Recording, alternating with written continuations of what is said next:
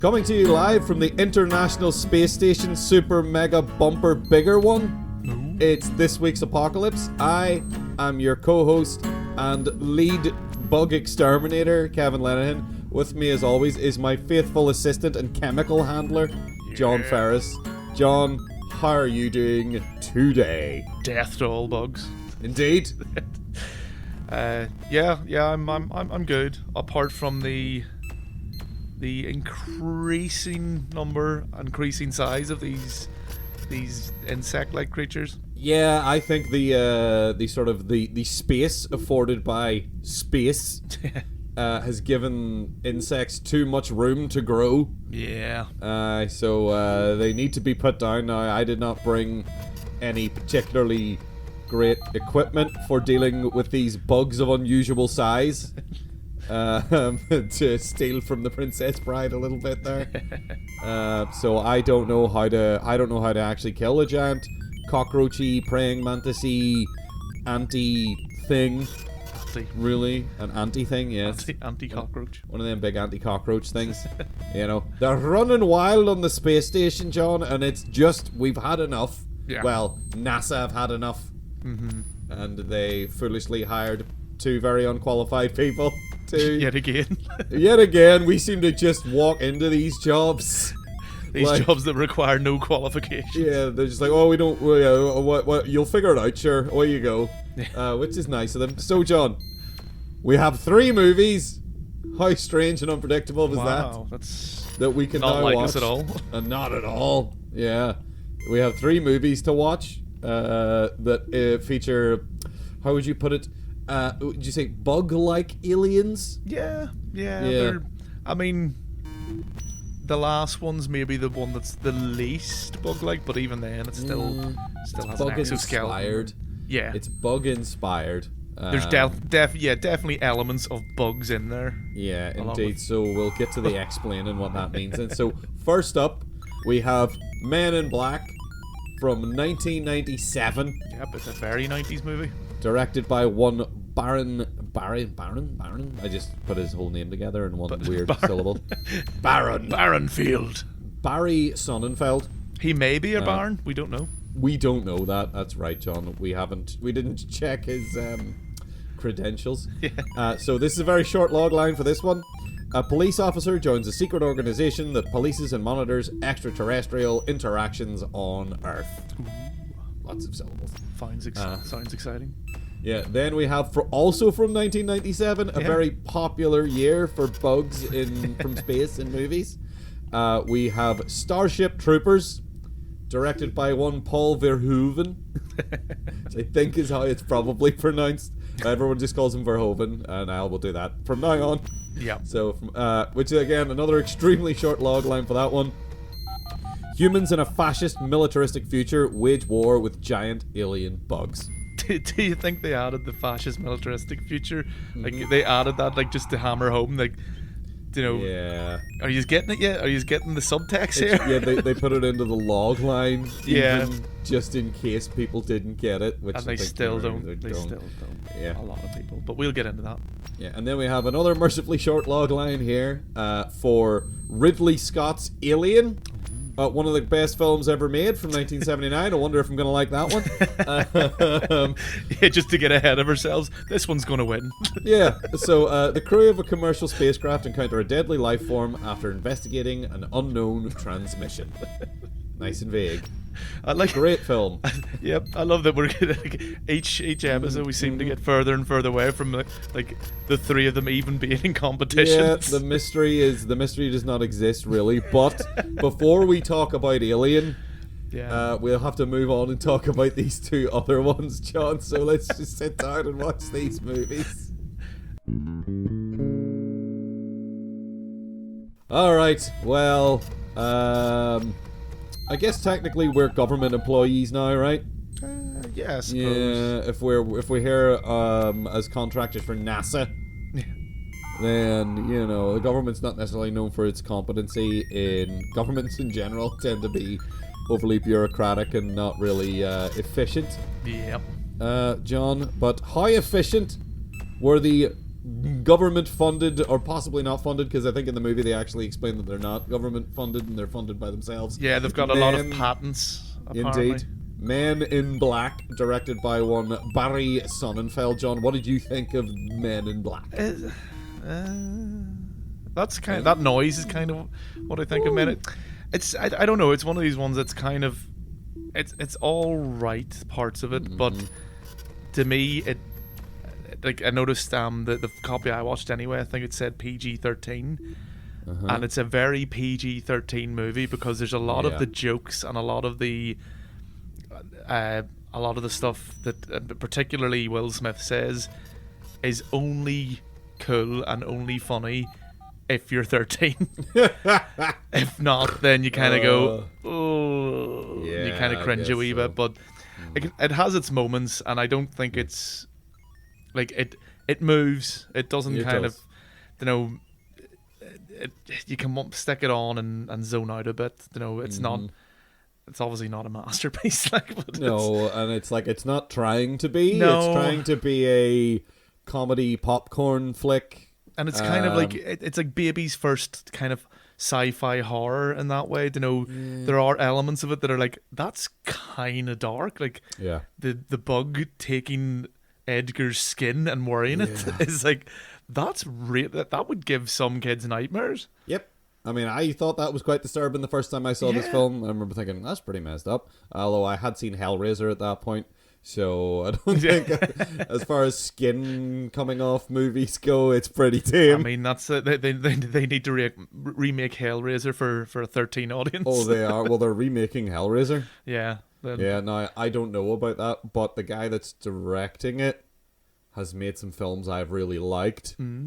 So I have a little bit of sort of hesitant sort of excitement about the idea of somebody remaking Hellraiser in a way. Yeah. But I mean, we'll see what they do. It could go sideways as most of these remakes do, but indeed. Did you find it? Well, just to get back to Men in Black, even though this is this is our general thing of what we do. It's like, wait, I don't really like this one. The Hellraiser digression.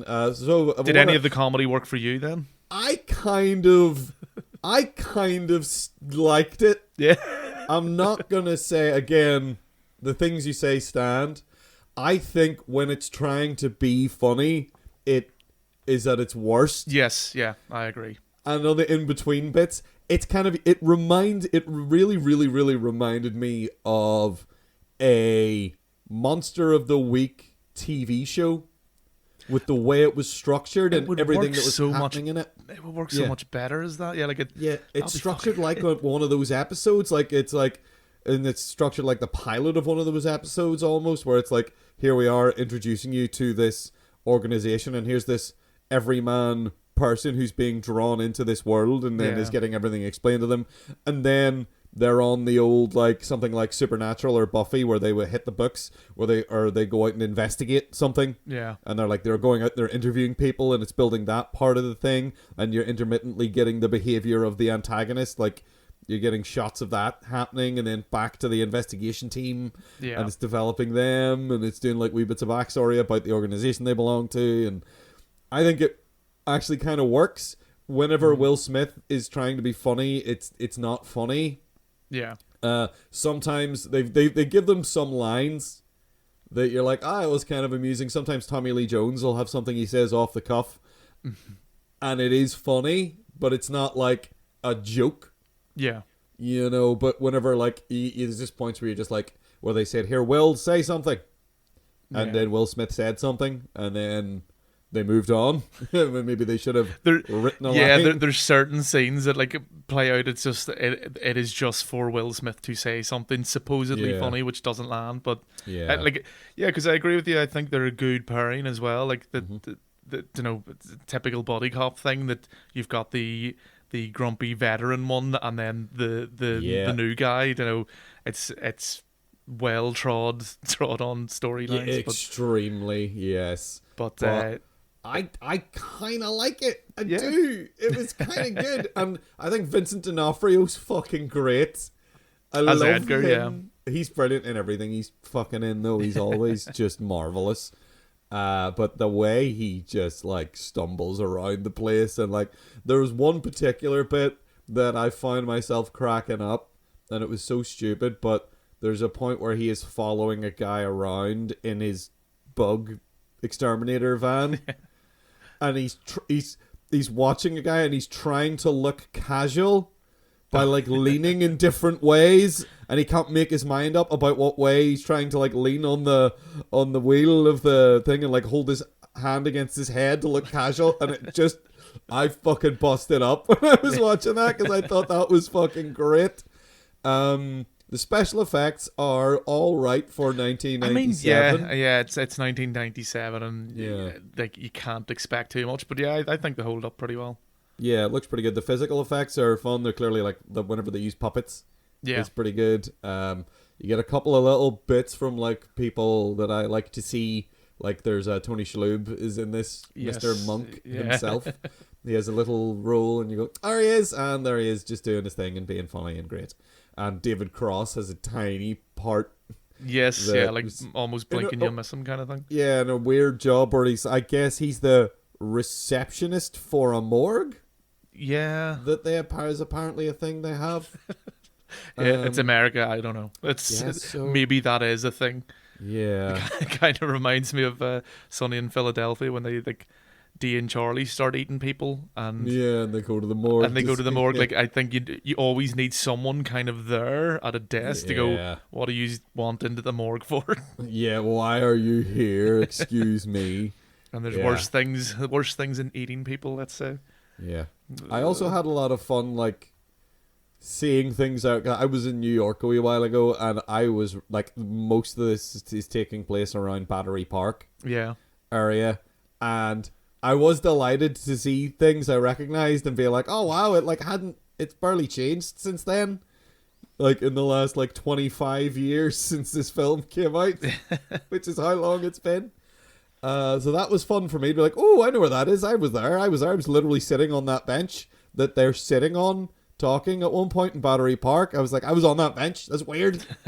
It's pretty fucking cool. But yeah, as I don't think it works as a comedy. But as you say, like, it is a fun adventure, especially like you've all these like fantastical things, and you've these, you know, as we mentioned, like some of the parts kind of are fine, like and like maybe a handful of the jokes land, but there's one in particular where they're at the shooting range and he aims just for the little girl, and his reasoning is that he starts kind of noticing that, oh, that guy's got a sneeze, you know, the big beast has a sneeze, that one's just working out, and then like points out why she's suspicious, and like wee moments like that are like, okay, you know what, like this isn't bad, that you have to you have to think outside the box to like work in this world, and like the wee gun that he's given is actually really powerful, and like you can't take everything as given, but and like I one of the jokes I actually did like was when Linda Fiorentino, was that her name? I think so, yes. When she's been like, she's captured by Edgar, and she's like, her last ditch effort is to like try and intimidate him by saying, "Oh, I'm highly respected. I'm a queen in this planet," and all. Like, and then he just gets fed up with her and throws her in a tree. Yeah, he just can't be annoyed with her anymore. Yeah, but that's fucking stupid. Yeah, I think it works more as we keep saying, as a fun adventure movie than a comedy. I kind of wish those bits were almost downplayed or taken out or something, or the script was changed or something. Yeah, it's like, and they've never quite, it's been on a sort of a descending trajectory as well, if you've ever seen any of the sequels. I've only seen the second one. And it was atrocious. The third one's slightly better than the second, mainly because what do you call him? Josh Brolin does a really amazingly good Tommy Lee Jones impression, so that kind of keeps you going for a while. But they're still bad, and I think the villains in the sequels are kind of poor. Like Edgar's really memorable, as you say. Like the things where he's like trying to act casual, and the physical performance from Vincent D'Onofrio is amazing. Like, he's really awkward and weird, and like, you know straight away as soon as you see him, it's like, something's wrong with that guy. But everyone, I suppose because it's New York, everyone's just like, it's like, oh, it's another fucking weirdo. Yeah. Like, it would only work in New York kind of thing. But like, I think he's the standout in it, and he is the funniest thing in it as well, I think. Yeah, like, the comedy could have just come from him dandering around and pretending to be human in the most obviously not a human way. Like, it's just is great. It's almost to the point where it's kind of disappointing whenever, like, he towards the end his skin comes off and then he is the giant cockroach man, and you're like, oh, that means Vincent D'Onofrio's not in it anymore. Oh well. But he's great. What I do like about that, it shows you why he was so awkward, because that giant thing was stuffed inside this skin. It's like, oh right, I get it now. Yeah, you suddenly understand. You're like, okay, yeah, it makes sense that it was all balled up and jagged in there. So yeah, it's on the whole, I think this film, I was surprised at the fact that it did sort of hold up. Yeah. But at the same time, I mean, it holds your attention, but it's very 90s, and it's very, as I say, like, it's very PG-13 90s. So if you go in with the kind of right attitude of, you know, we are too old and cynical for this in a lot of ways, but you can get something out of it. As we said, it doesn't drag its feet. It moves. Like, every scene kind of has something to give, so it's not that bad. It's not like a slog to get through or anything. No, it's not boring. Yeah, it's not boring, and nobody in it's like terrible or anything like that. No. And it's just that it's not very funny, and that's the weakest part of it, is, you know, and it is the comedy, and it's supposed to be a comedy, and it maybe just should have been action adventure, with aliens in that, woo, and maybe a TV show. I think this could have been a good TV show. Do you know anything about the comic book it's based off? I didn't know it was based off a comic book. I knew that I'm aware of the myth of the supposed men in black. I think I first heard of that on the X-Files, where basically Men in Black are the people that everyone always claims. Anyone who ever claims to have, like, had evidence of aliens, but now they don't have it anymore. Oh, well, where's your evidence? Well, the excuse is always, well, these men dressed in black came and they said they worked for the government and they took it away. You know, that's always like whenever anyone gets questioned about that kind of stuff, like, a spaceship crashed in my backyard, and then they're like, okay, well, where is it? Oh, well, the Man in Black came and they took it away. Well, see, if you look at the credits, you actually see it's based on a Marvel comic, so technically this is another Marvel movie. Oh, does this exist in the Marvel Cinematic Universe? I can only assume so. Absolutely, it definitely does. Then, cool. I'm all right with that. Yep, it's meaningless as well. Yep, yeah, it means nothing. It means nothing, just like everything in comic books means nothing, because it will be undone immediately. Yeah. So all in all, John, would you recommend Men in Black to certain anybody? People? Yeah, like it's one of those ones where it's kind of like, it's above average, I would say, but it's not for everyone, and it's okay. There's worse ways to spend an hour and a half. Indeed, there are way worse ways to spend an hour and a half, so why not spend it with Tommy Lee Jones, Will Smith, and Rip Torn? Yep. Who I always love in everything. Yeah, because that's the other thing. Like, it's well cast as well. Like, the people who, are in these roles, like, it suits them. Yeah. So, yeah, it's fine. Yeah, it's fine. It's fine. Well, John, do you think guns would work against, like, weird space insects? Probably shouldn't be firing guns in a pressurized container in outer space, should we? No, that seems really stupid. Yeah, that seems like we'd be dropping the ball there on our own heads. Yeah, I think. Recipe for disaster. Indeed. Well, if we were to make Planetfall, maybe, and do it then. like what in Starship Troopers they do. Hey. Oh, segue, sort of. So I'll just read the log line. A really tortured one, but yeah, we're here now. Yeah, let's just read the log line for this and say, humans in a fascist militaristic future wage war with giant alien bugs, and boy do they. Would you like to know more? I would, yes, click. Thank you very much. Oh, Paul Verhoeven, Brilliant. director of RoboCop. Yeah. Here he is, doing it again in a lot of ways. Pretty much is. Like, I mean, yeah.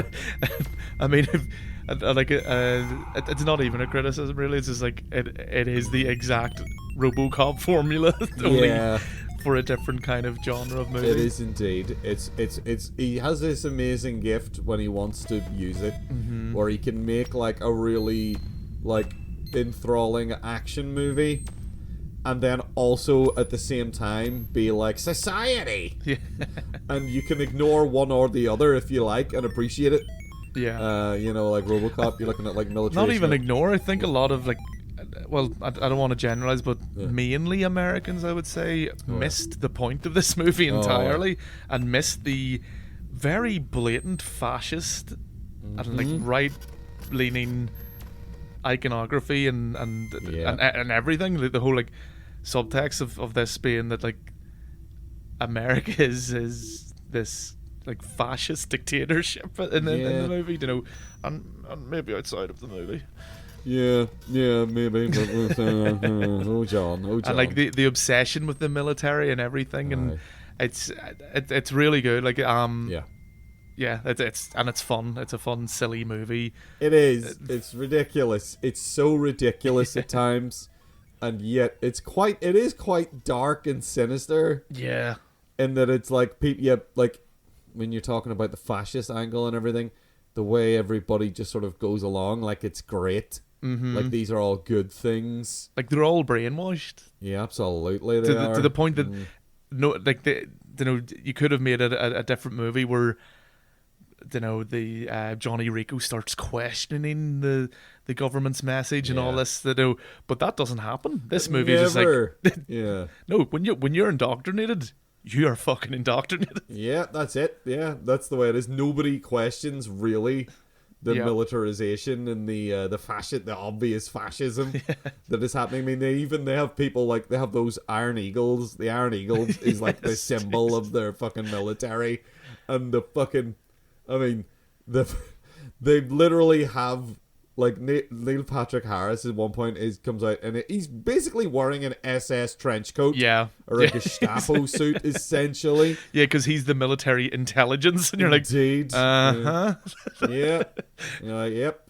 That's It's really on the nose, but there's all this other stuff to also distract you. Yeah, because there's all these like. And you know what I'm going to say as well? I think the effects in this actually hold up really well as well. Yeah, the bugs are kind of frightening, and there's a lot of moving parts to them in a way. Yeah, especially like it's great whenever you get like the close-up scenes sometimes when they are using puppetry here and there. It looks gammy sometimes. One in particular when there's like anyone's being picked up and thrown around by something. Yeah. And it's a puppet. It doesn't necessarily look great. But whenever there's like the actual props and stuff look class. Like whenever there's like dead ones around the place and they're in bits, they look amazing. And like it's this movie, it's much in the tradition of Paul Verhoeven. It is so violent and suddenly violent. Like, I mean, it's graphically violent. Yeah. There's just a lot of nasty stuff happening to people all the time that once again I forget, and then I watch it and I'm like, oh Jesus, that's horrible. Yeah. What happened to that guy? And it comes at you on it like there's a bit where a guy gets shot on a training exercise and it's fucking brutal. Like, it is fucking brutal. I had to laugh at that point. My wife was like going, well, what are they doing? Like, is there no like safety precautions and blah blah blah, and things that you would expect. It's like, no, that's the point. They're right wing society. It's like they don't give a fuck. It's like that's the way it goes. Yeah, but, It's basically like, I mean, and there's a lot of stuff in the movie that if you know what to look for, you can sort of see that like a lot of the actual film is based off of Nazi propaganda war movies. Yeah. Like, there's points where people, like, will, like, when people, like, give, like, solo speeches almost about the war and how it's a good thing and what they're doing is a good thing, and then look wistfully off out a window. Yeah. Is, like, something from one of the movies that was put out in Germany during the 40s, in the early 40s. They were making films that were basically like this. Yeah. And, like, painting all these soldiers, like, our heroes in the front. And, like, oh, you know, it being all about, you know, we're the ones doing it.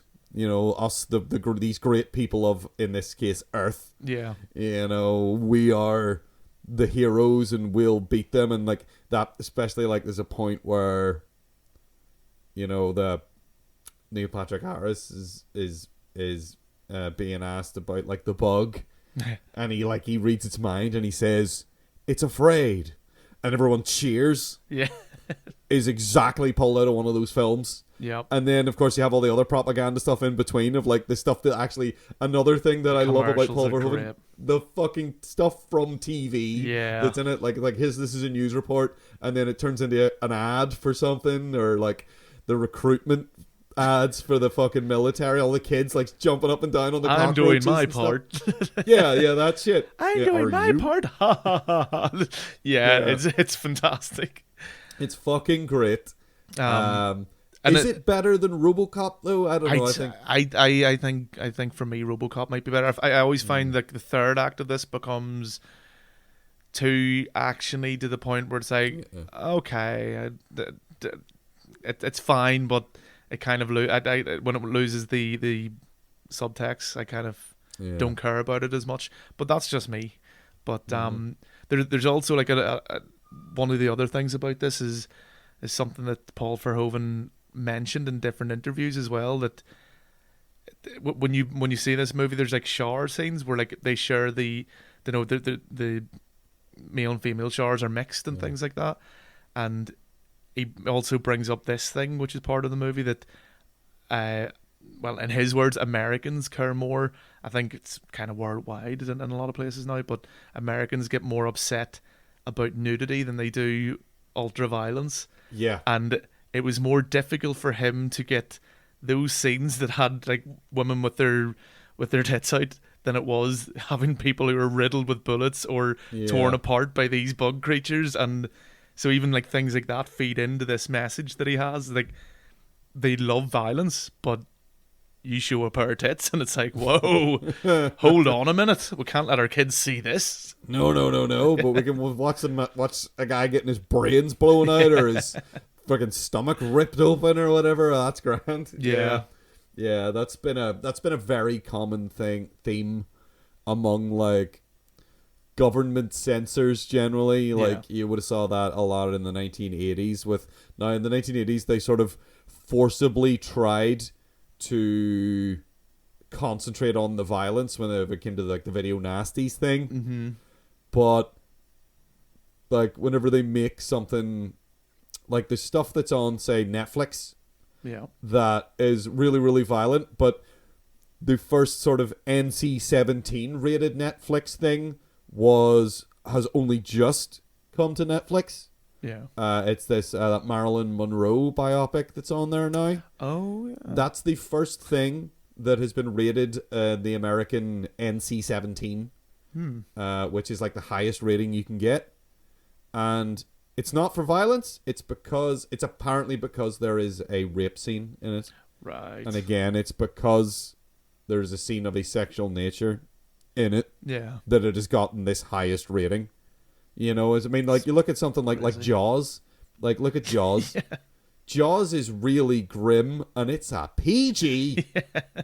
It's a freaking PG. Star Wars, people are getting killed left, right, and center. Universal, no rating basically needed for Star Wars, even though people are being murdered all over the place. But nothing's really sexualized except when you get to, like, Return of the Jedi, and they are putting Carrie Fisher in a metal bikini, and it's really obvious, but they're subtle enough about it that censors can pretend that it's not there because no one's being actively, like, ogled, I guess. You don't see her, except Yeah, maybe right. by Jabba the Hutt, Yeah. actually. But he doesn't count because he's a slug crit But thing. he doesn't count because he's a big weird slug.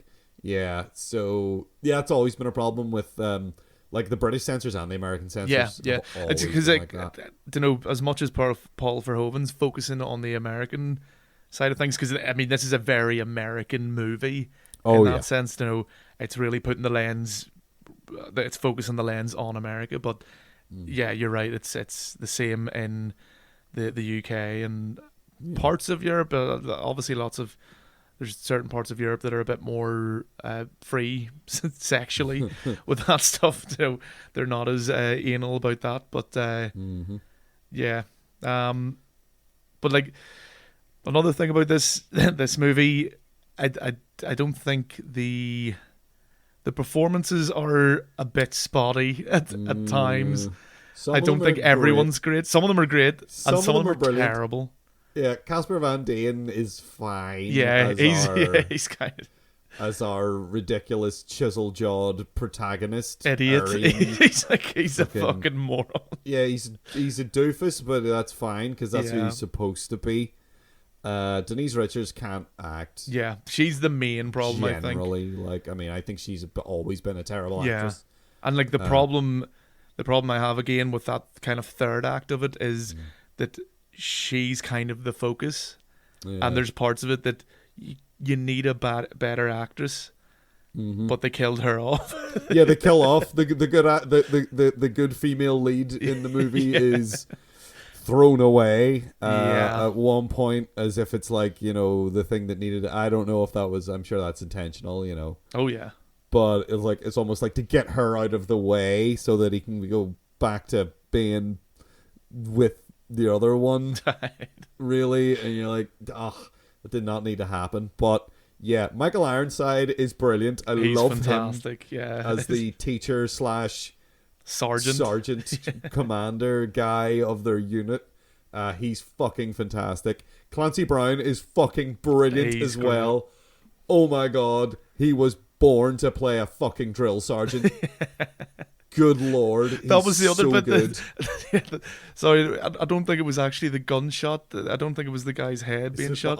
It's when he throws the knife at Jake Busey's. It's Jake Busey. Yeah, sorry. Throws it at his hand. My wife was like, "How did they get away with that kind of thing?" And it's like, yeah, it's right wing fascist. Again, yeah, that's the point. Yeah. No one's gonna give a fuck because this is what the military's like in this universe, and maybe that's the weird way that people want to think of it as well. And I'm just looking up actually because I just remembered. I think one of the teachers at one point was one of the Golden Girls, and I think.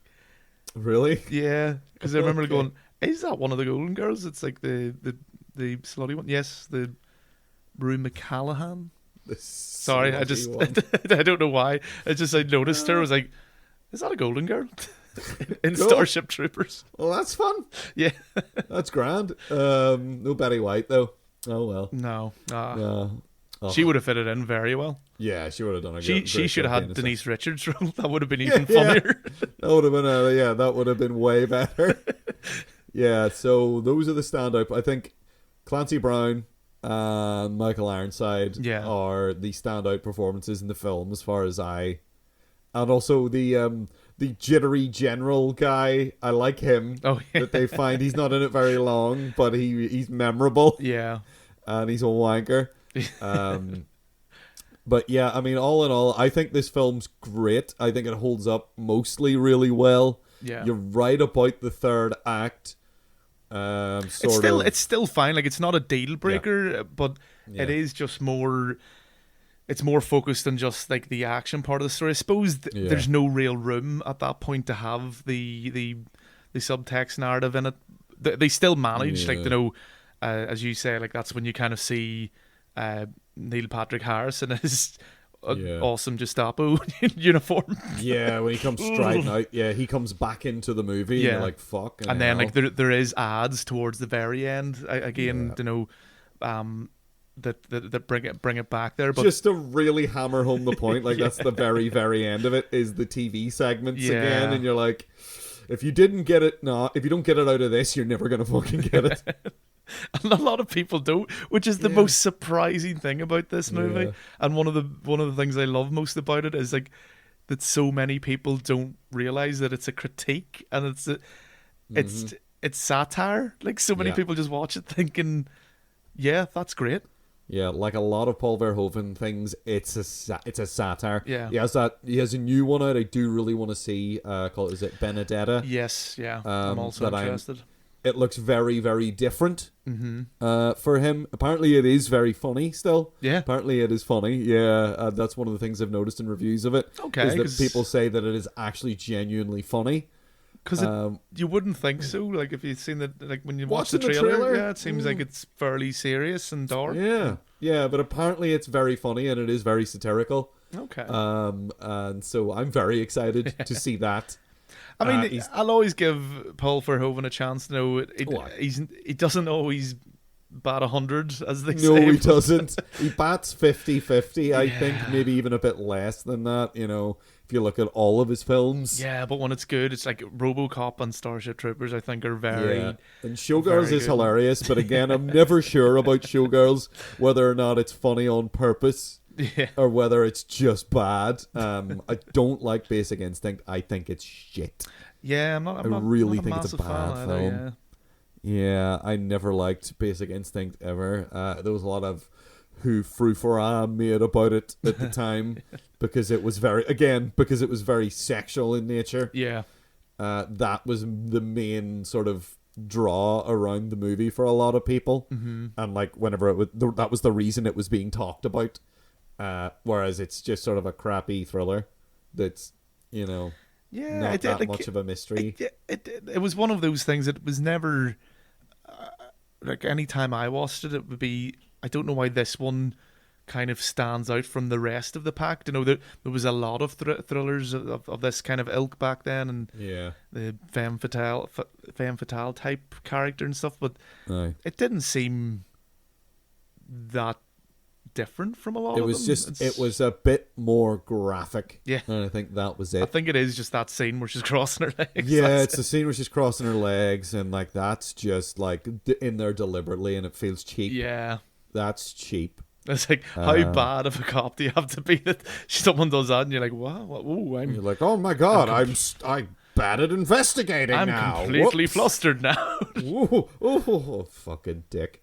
So yeah, Starship Troopers is great. Paul Verhoeven, again, as you say, John, I will also always give Paul Verhoeven a chance. Yeah. And I am very, very keen to see his new film.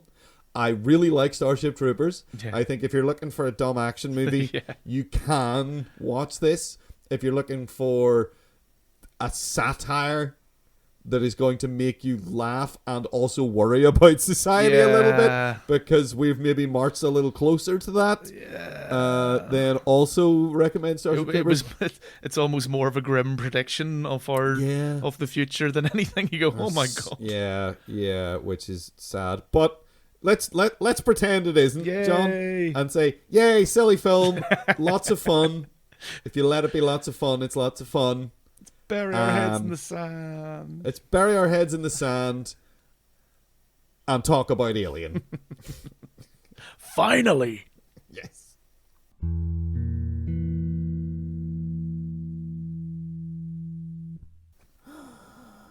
What's that sound? Is there something in there? Oh, it's just John. That's okay. I'm right there, John. Yep, I'm just leaking. You're just leaking. You're just leaking various gases and possibly fossil fuels. That's just my all thing. Around. Yep. Generally leaking. Yes, indeed. But there is something in the ducts, John. Yes. There's something in the vents. It's using the air vents to get around. That might be just John McClane. It might just be Bruce Willis cosplaying John McClane for the crack, because you know he's fun to have on a space station. I bet he is. Yeah. Although I think Bruce Willis would much rather just sort of sit at home and read these days. I think that's more his thing. He deserves it. He's He's been in enough amazing movies. He's been in enough amazing movies and way too many just bullshit, yeah, nonsense fucking movies where he's in it for probably a sum total of 70 seconds over the last 5 to 10 years. He's done a lot of that stuff. He was one of the standout kind of 80s action stars. Who was indeed. Much like Sigourney Weaver. Much like one Sigourney Weaver.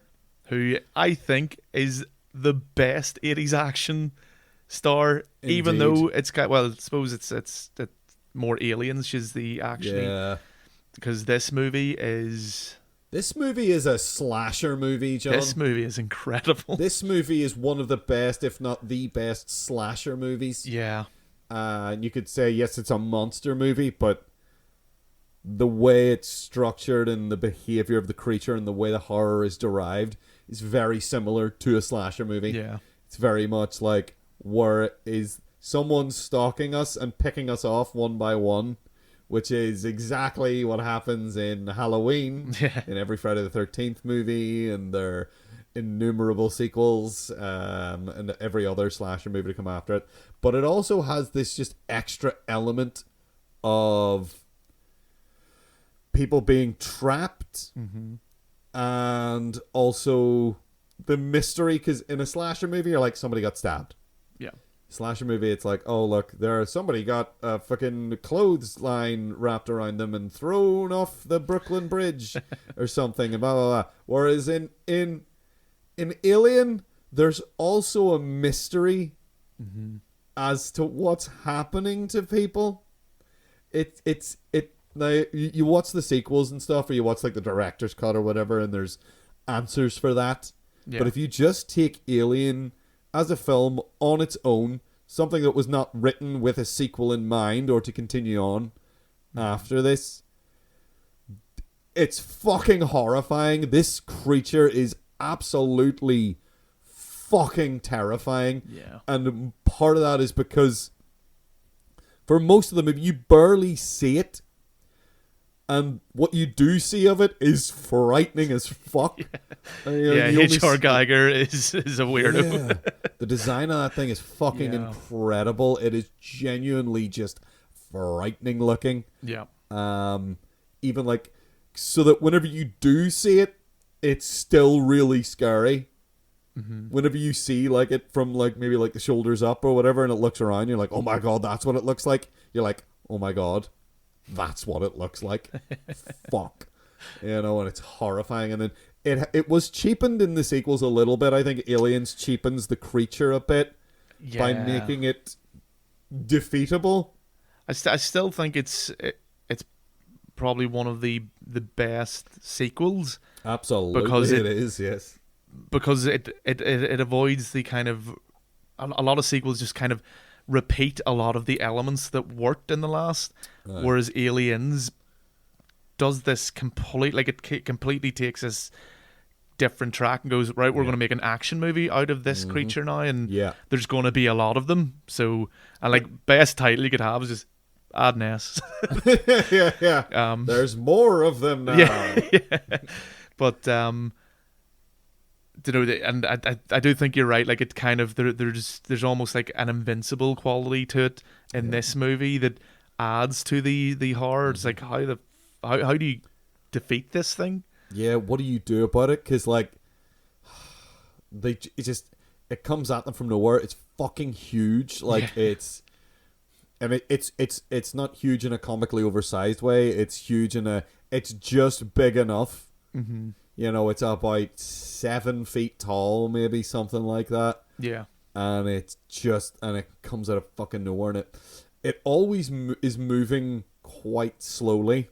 Yeah. When you see it move in the background and stuff, it creeps around the place, and that makes it way worse. Yeah. Than if it was running about, like, ripping people apart, It's just creeping down, and then you turn around and you look at it and you go, what the fuck? And then it grabs a hold of you, and you're like, oh no. And then you're like, and then you're gone. Yeah. And you're like, fuck. I mean, even the way in which it gets onto the ship, and this is there's like a very long the making of Alien. it's longer than the movie. Yeah, it's like twice the length of the movie, but it's very, like, if you like that kind of stuff, it's very interesting, obviously, because the writers weren't happy with just like the creature manages to kind of find a vent and get on the ship, and there we go, that's it. They wanted to come up with like an interesting way that this creature gets on the ship without the crew really knowing it's a threat for the first while until shit happens, and to have it like be incubated in a person and burst out of them is mental. When like you kind of take it for granted now because we've seen this film so many times, but it's horrifying. Yeah, I think it was. I remember Dan O'Bannon saying once that part of the reason that he came up with that was that he suffers from irritable bowel syndrome, and sometimes he said it would feel like there was something inside him that was gonna burst out. Yeah. And that's where the initial kernel of the idea of this came from. And also there's certain kinds of wasps that do this kind of thing where they lay eggs inside. Exactly. You always just need it's the same with like The Last of Us, where the cordyceps thing, the fungus that turns people into zombies essentially. Yeah. That exists in some shape or form in nature. Like you don't need to look too far to make a believable, horrible sci-fi thing. It's stuff in nature's fucking horrible. As if there wasn't already enough reasons to hate wasps. Yeah. They do the thing that the face huggers do in Alien. Do you know that story as well? Well, I'm sure you know this, but for any listeners who don't, the face hugger, like this very iconic alien, this very iconic creature. Yeah. Whenever they were approaching directors for this, and bear in mind this was before Star Wars. This was just before Star Wars. They were trying to get a director to do this movie, and they were getting a lot of kind of B-movie directors, and then ones who just were looking a paycheck. And then I forget what director it was, but he was well known, certainly more so than Ridley Scott at this point. Yeah. But they were asking him, well, what would you do for the face hugger creature? And he said, I don't know, just like throw a bit of crap on someone's face. Like, no one's really going to remember that. And it's just like, wow.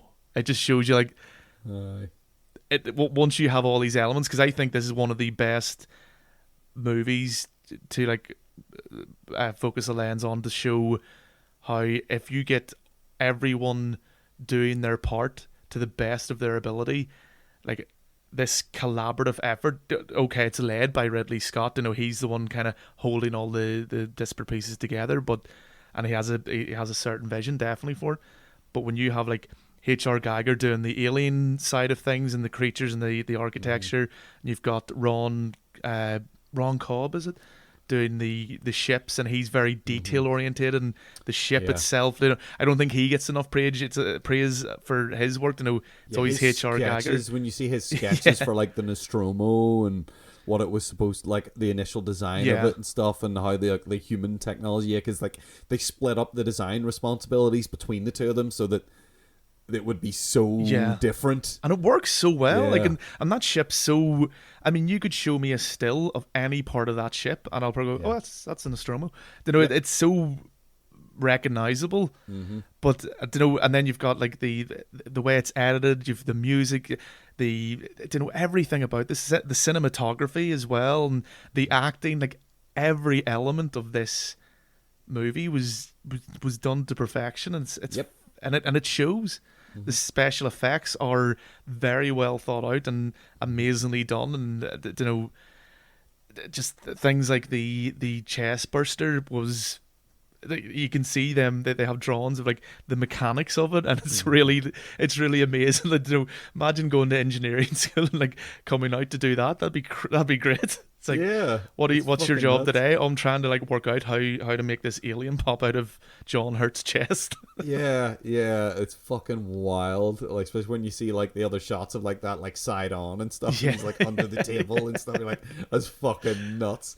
Because it looks amazing when it happens. Like, it every single time, and it's partly due to John Hurt's performance as well. That chest burster scene always gives me anxiety when it's coming. when they're sitting at the table and they're chatting, I always feel this pit in my stomach of, oh no, it's about to happen. Yeah. And then it does, and it's watching him do that is awful. Yep. The way he's writhing around on the table and just like almost speaking in tongues. Yeah. Like, and suffering, and then you get that first initial jet of blood of it breaking through his breastplate. Yeah. And everything stops, and everyone's like, what the fuck? And then he goes again, and he's still having a fit. And you're like, it's hard to watch. And it goes on for way too long in that sense that, like, you're already uncomfortable, and it just seems to keep going. You're like, fuck. And he's still twitching as well when it pops out. You see his hands kind of like twitching. Like, oh no. Yeah, it's fucking horrible. It's fucking horrible. And I love as well, just as you're talking about that, because that's maybe the second or third kind of scene of them just sitting around a table, kind of having you get the sense that this is just normal for them. It gives you that. Obviously, it isn't. It's acting, but that you know, the actors do very well, and the filmmaking in general does very well for making you feel that this is a real situation, and these people are just there doing a job. And if you watch that first kind of breakfast scene with them, I don't think, we know now, but in hindsight, but I don't think you could like go, oh, she's clearly the lead. You know, you wouldn't point to any of the characters and go, oh well, that's clearly the lead, that's the hero. They just seem like they're like, yeah, I'm just doing my job. And you might sort of think it's Tom Skerritt, and because he's the captain, you know, he's Captain Dallas. You maybe think, oh, it's probably gonna be him, and then that gets reinforced later when he's the one that volunteers to go into the air ducts and flush it out in one of the greatest, most tense scenes in cinema history. Now, there is, again, film isn't perfect. There's one in that scene in particular. I think it's there's the thing that people call, there's a part of that scene whenever we get the jump scare. Yeah. That it doesn't cut soon enough. And some people call it the alien happy birthday surprise because of the way it like holds its hands out like it's giving him a gift. Yeah. And it takes too long to cut. And it is a bit silly. There's a couple of weird, again, only if you're looking for it, editing mistakes here and there. But they're not film ruining, and you only watch them, you only really notice them if you've seen this film as many times as we probably have. I've certainly seen this film a huge number of times. Which is a shame, because the editing in general is really good. But I know what you mean. Yeah, like you've got that. There's when the baby alien like runs across the table. It probably could have done with like cutting just like a little bit earlier, like half a second earlier, because you can almost see the mechanism. You know, it's like because it's not moving. But as you say, like real minor, tiny things that don't really affect your enjoyment of it. Now, John, I'm going to ask you this question: did you see Alien or Aliens first? I seen Aliens first. Same here. Actually, I was. Same here. I mean, we're of the age that I think, you know, because these were made. Well, this was made in '79. Yeah. We weren't born until '84, so they were both out while at the time we were kind of ready to watch them. Let's say. Yeah, I probably saw this film. I think I saw Aliens probably when I was about 10, maybe, because it was on TV. Yeah. And we recorded it off TV and wore that fucking tape out because Aliens is also fucking marvelous. It is. As I said earlier, I think it is genuinely one of the best sequels. Indeed. I think I've probably seen Aliens more times because of that. Yeah. But I think Alien is the better film. Yeah. I think maybe it's just because I really like super scary, oppressive horror films, and that's what Alien is. Yeah, you know. I think it is, and they're both very good. But I mean, Alien just has the perfect atmosphere in it, and Yeah. I don't know, just all the performances are spot on. Oh yes, they are. Well. My God, everybody. It's not a huge cast. That's such, which is it's even a better. small crew. Yeah, you get to focus. You get to know everybody. Like from like what you were saying, like about these like scenes around the table. Yeah. The first scene around the table, you get to kind of know, and it's everybody who's just out of bed and grumpy in the morning, and how they're all acting because they're all just out of hypersleep, and like you get a little bit of like Tom Skerritt, he's kind of like seems like an easygoing, pretty cool, like laid back guy, and fucking Lambert, who's played excellently by Veronica Cartwright in one of the most memorable performances in any film ever for me. Yeah. Because my God, that woman can play someone who's terrified so well. Yeah. Jesus Christ. And it's not, to me, it's not that like, over, like a lot of people play terrified and they go too far with it, where they're, and she was actually aware of this and didn't want to be completely useless. You know, so she was like arguing with Ridley and stuff like that to know that, can she not be a wee bit more useful? And she is, like, she still does her job, she still goes about, but she is terrified beyond belief. Yeah, that's like, I remember the first time I saw this movie, what I remembered was her face. Yeah. There's a scene in which she is fucking falling apart and crying and screaming. And that's the thing I remembered after Alien was over the first time, was, oh my God, she was so scared. But of course she was. It was fucking horrifying. She's fucking brilliant. Harry Dean Stanton and Yaphet Kotto are just a great double act. They're so good as like the fucking engineering guys that fix everything. And like they're like grumpy and like skivvies. Well, Yaphet Kotto's not really that grumpy, sort of. He's always got a big smile on his face, but he always seems like he's a bit pissed off with everybody on the ship because he thinks he deserves more than he's getting. Yeah. And Harry Dean Stanton's character is Brett, who just goes along with everything Do you always agree Parker with him? says. He says something, right. You say right. Right. What are you, a parrot? Right. Well, Yaphet Kotto looks up and goes, yeah, man, what are you? Some kind of parrot? Right. Fucking brilliant. And, like, I mean, it does such a great job of very early on, and it's a very slow paced movie, and it adds to that, you know. But there's always something. There's always, like, they're beautifully shot scenes, beautifully lit, so you always have something to kind of entertain you, or something to glean from the scenes. But like they all fit their roles perfectly, and Sigourney Weaver is fucking badass in this. Fucking brilliant. Whenever she whenever she ends up like regrettably having to take command, you know, it's kind of thrust upon her. And she's having these like antagonistic conversations with Parker and Brett and stuff, and she just like at one point turns around and goes, "Will you shut up?" and like starts shouting. And it's like, you get the feeling from everybody that they all kind of don't like Ripley. Like they're all kind of like annoyed when she tells them to do anything. They resent her telling her what to do. Like Lambert looks like is kind of like pissed off with her a lot of the time. Whenever she's like saying like, that's not our system, and Lambert's like, I know that. You know, and like nobody likes Ash. Ash rubs everybody up the wrong way, and like fucking hell, Ian Holmes so good as fucking Ash. Oh my God. My God. From the start you kind of go, there's something not right about that guy. That guy's a fucking weirdo. Like there's bits where he's like, just like when he's on his own in the ship and they're out investigating, and he's like pottering around, he's like running on the spot and all this other weird stuff. And you're like, what's he doing? What's wrong with that guy?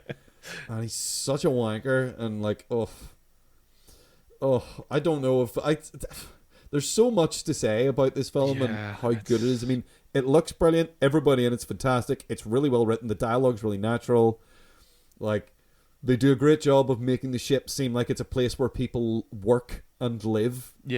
And this is one of the when people die as well, which I think is important for a film like this. You get the fact that you get to know everybody makes you so much more concerned for everyone's welfare, which makes the film way more frightening. Yeah, like I mean, for a long period of time, you think Parker's kind of almost the lead. He seems kind of the one like in control almost. You know, he builds the flamethrower. Yeah, he's also was the most famous person in the film at the time. Yeah, Yaphet Kotto was the name. He gets the it's the thing with like whenever you look at credits where something will say with. Yeah. Oh yeah. He gets with Yaphet Kotto. That's crazy when you now like think Sigourney Weaver, John Hurt, Ian Holm, like that's wow. But like do you know the thing with the casting of this as well, that they actually had at the bottom of the casting list was gender not to be considered. Like it didn't matter. They all had, because everyone's name is just the last name. Yeah. They didn't care, which is very like way ahead of its time. Yeah. And I don't think it's been done since. Like, and why not? Like it could put a stop to all this. Like I hate it's usually online and incel type fucking arseholes, but you know, like they gender swap that character. It's like, does it matter though? Yeah, who cares? Because technically they did gender swap Ripley, because Ripley was the only one they said that was the they one that actively was went to be male. Yeah, it's like Ripley's male, and then they went, let's make her female. It's like, that might work. And it does. It works incredible. Especially I think with because the alien is very rapey. And like, it looks like a penis. It impregnates John Hurt pretty much straight away. The facehugger does anyway, and you know it's chasing her. So I even think that that scene near the end where Ripley's stripping to get into the pod, it makes so much more sense because of that as well, because of the subtext in this whole thing of the alien being quite rapey, and she feels even more vulnerable at that stage. You know, or you feel that she's more vulnerable because she's basically naked and there's that creature right there.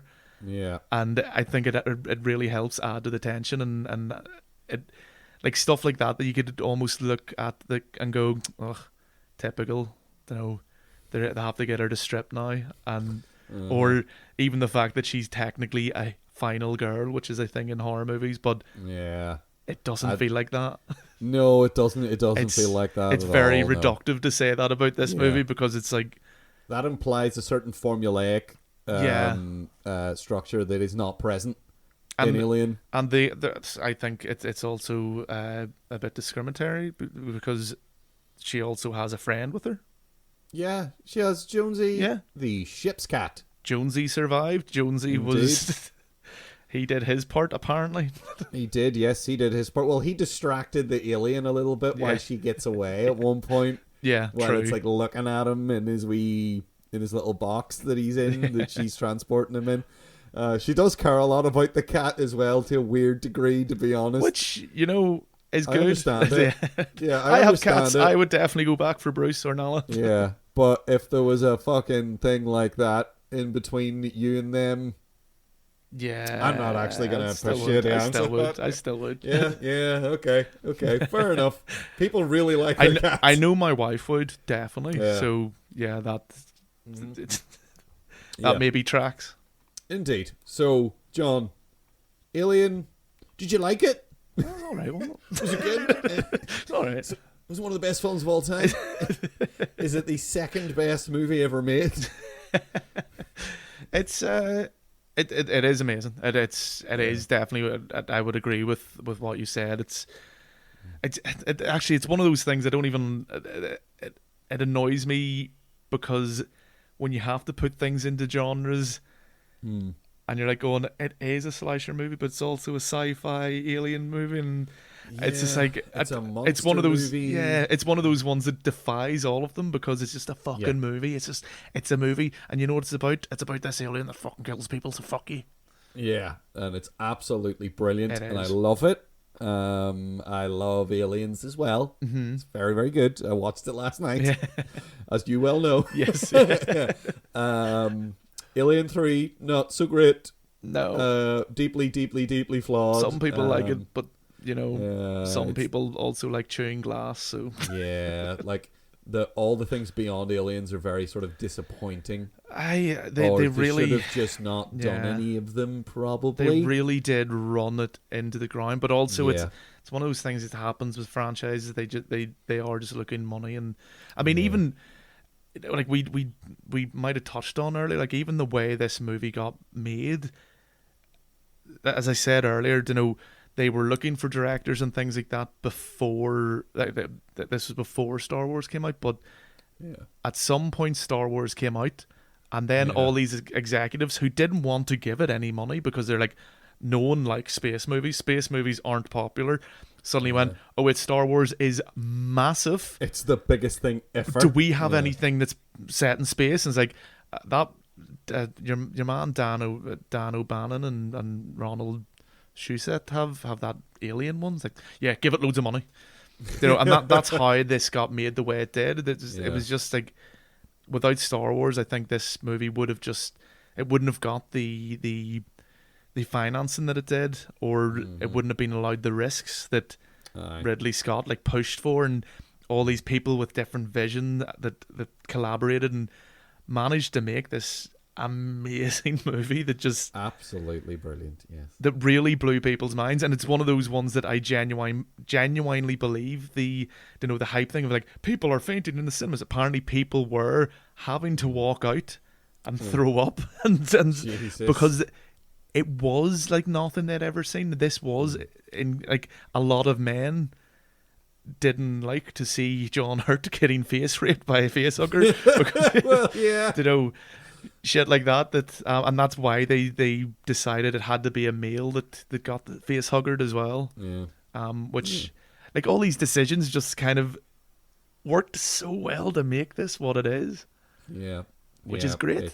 Which is great. Just fucking. Which is one of the best films ever made. If you haven't seen it, just fucking go watch it. Just go watch. If you haven't seen Alien, what are you doing? Listening to us talking about it. You should have listened. You should have watched it straight after the intro, where we went, "This is already one." Yeah, it's already the best movie. So go fucking watch Alien right now, and then if you feel like it, watch Aliens afterwards. It's also very, very, very, very, very good as well. Don't watch any of the other ones because they're not okay. Well, John. Why is Alien the best movie? We already know why. We just said why Alien is the best movie. I mean, even the fact that I'm pretty sure I didn't check the times of the separate recordings, but I think the Alien one. I'm pretty sure we spent significantly more time talking about Alien. It reminded me of when we were talking about Network or any other movies that we'd really love, actually, and then you kind of like go, oh yeah, we need to stop now because we've other things to do today. Life has to happen. Yes. Yeah, so Alien is wonderful, it's brilliant. We kind of just said why it was so good. Starship Troopers. We could still go on about it, but we probably shouldn't. No. Starship Troopers is grand, it's good, it's satirical, it's fun, it's goofy. Yeah. Men in Black has some things about it it's fine. that are good, but it's mostly just sort of fine. It's fun, but it's not funny. Yeah, it's not offensively bad, but it wasn't a good comedy. It's very 90s, very 90s, especially Will Smith's the clothes that he wears as a cop. We're like, really? It's like, that doesn't look very professional there, William. But he's a cool cop, so it's fine. Absolutely. And he had one line that was very because in this this is 2022, there's something about he shows his badge and says NYPD. This means, so what did he say? It was something kind of borderline, abusive cop, and I was like, ooh, be careful, dude. Yeah. But it was fine in the 90s to say that stuff because cops were kind of cool in the cinema. Cops didn't kill people then. Yeah, John. No, they were awesome back in the 90s. They certainly never didn't abuse their authority ever. I don't think there's any evidence of that. It's true, John. So yeah, because they destroyed it all. Indeed, yes, because they made sure there was no evidence of that. Yeah. Oh God. But Oh, It was a simpler time, at least in the silver screen. It was indeed. So yeah, Alien is definitely the best movie. Because it's great, because it's well made, because it's well written, it looks great, performances are universally brilliant.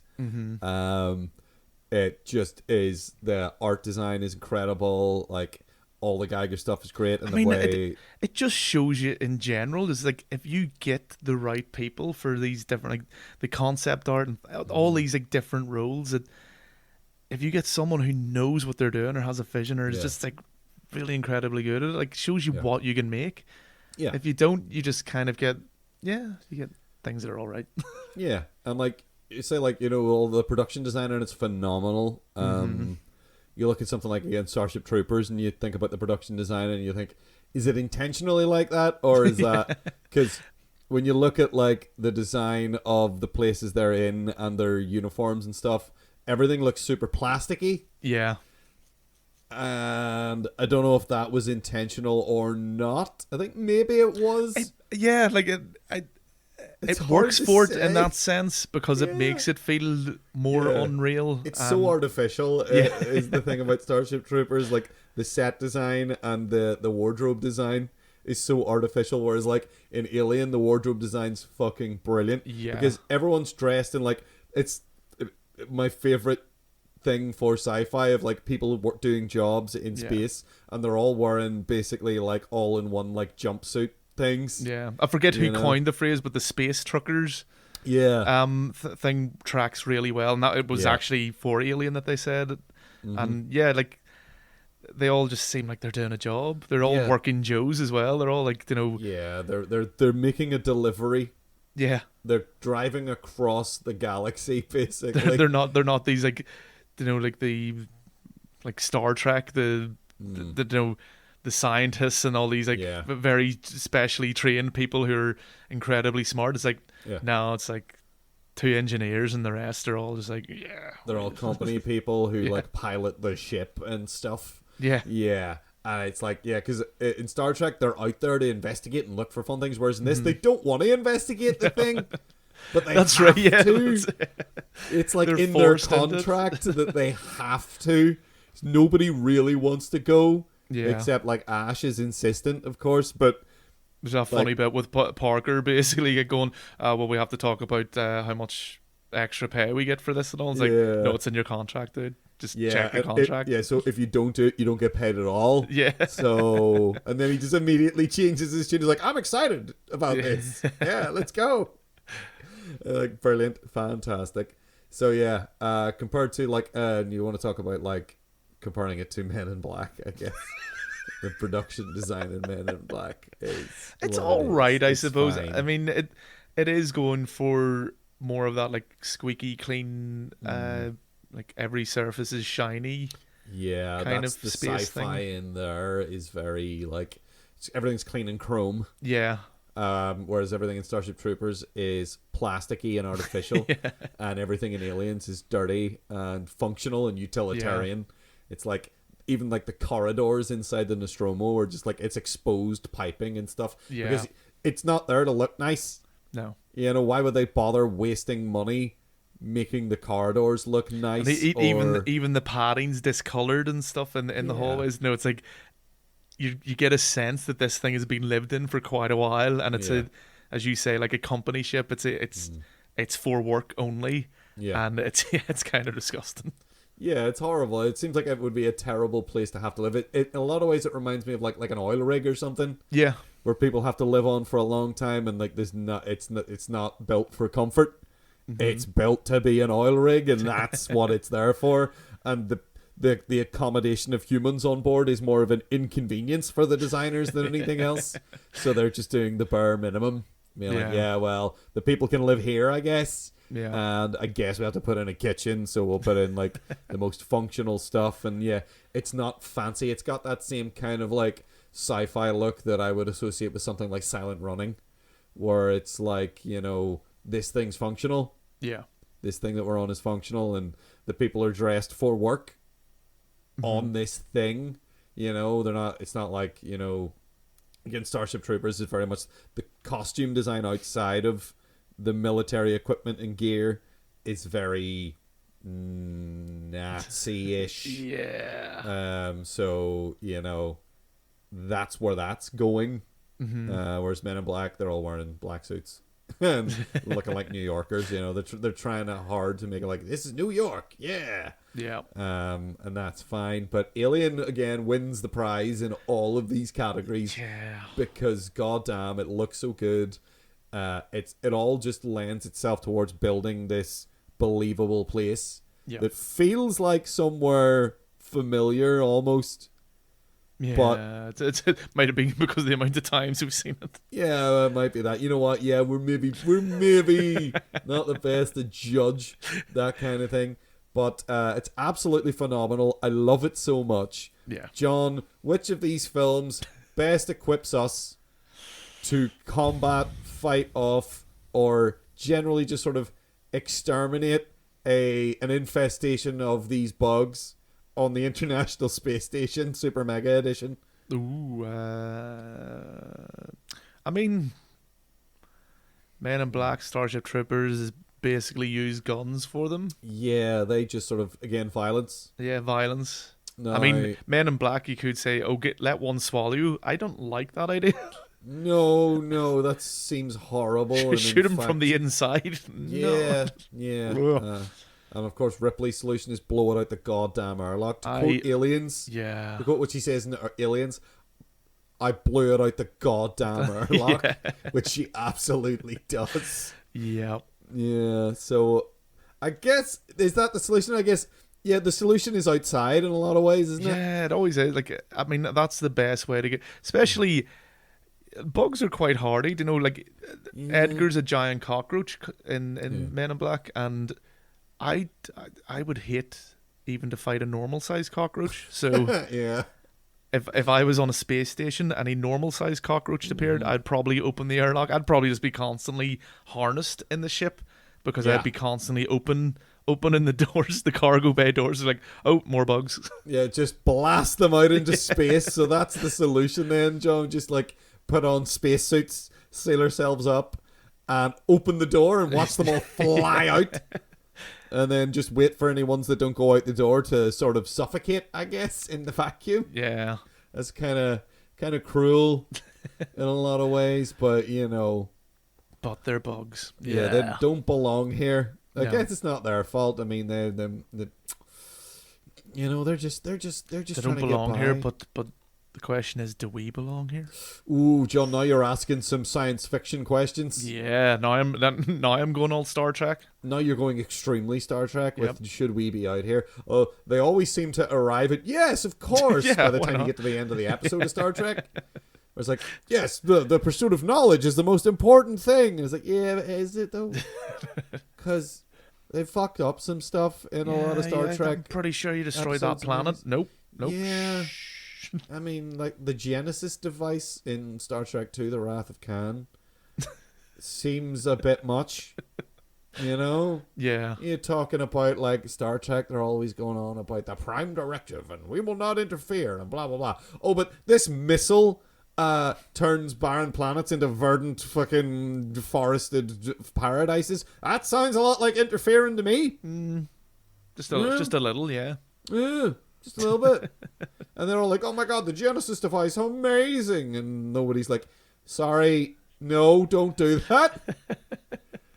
It's pretty messed up, but hey. Science fiction, sure. The very fact that humanity would ever get to a stage where they're altruistic and amazing like they are in Star Trek is probably the most is probably the most amazing and far-fetched thing. Yeah. It's like people work together now, really? That's the most unbelievable thing about Star Trek, is that they've come up with some kind of great egalitarian sort of altruistic socialism. Yeah. That works. Not that I'm against socialism. I am something of a socialist myself, I would say. Within reason. Yeah. But it's that they got it to work. It's that they didn't have other people like going, shouting very loudly or storming, let's say storming political buildings. Yeah, because of huge amounts of ignorance. Yep. Maybe stupidity as well. But hey, what are you gonna do? Oh, we're biting. Yeah. We're talking about, well, I guess it's not really current events anymore. What was once current events, which, you know, God, that's grim. Anyway, blow them out the goddamn airlock. Blow them all out the goddamn airlock. Blow all those cockroaches bugs, out the goddamn airlock. Goddamn cockroaches that they are. We are on Twitter, which should also be blown out the airlock. Yep. We are on. We are at 7 Day Apocalypse. That's at numeral 7 Day Apocalypse. You can email us on filmcast at thisweeksapocalypse.com. That's filmcast at thisweeksapocalypse.com. I nearly made the same mistake I made the other week there. You know, we're on YouTube as well. You can go check us out there. And someday we will get to this Discord too. Someday we will play Discord too, and it will be great. Yeah. And we will definitely not get stuck on it at all. So, but time to just open the airlock. 3, 2, 1. Ha ha! Away, bugs! Yeah.